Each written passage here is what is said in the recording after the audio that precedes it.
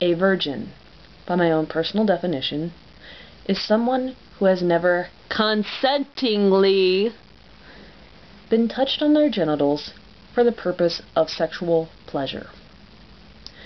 My personal definition of virginity does factor in that, rape does happen. Child molestation does happen.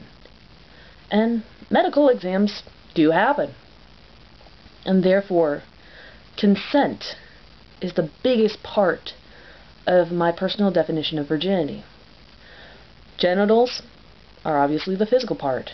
Yes, you're no longer a virgin if you've got a blowjob. You're no longer a virgin if somebody has given you a hand job. Penetration is not necessarily an aspect of it.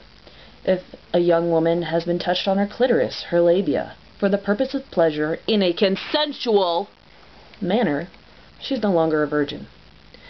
If a young man or male-identified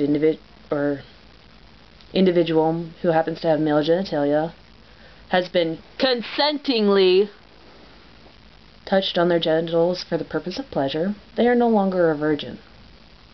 Which, ironically, means quite a few people have probably lost their virginity a whole lot earlier than they first thought. Though, I didn't.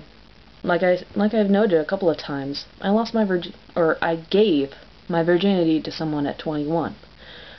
Because, how do you really lose your virginity? Do you just kind of forget it as you're going out the door? No.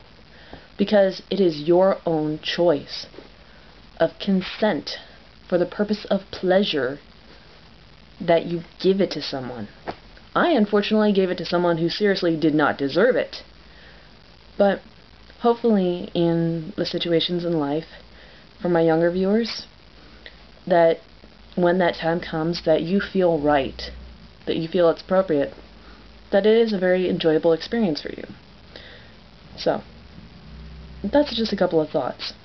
Peace out, YouTubes.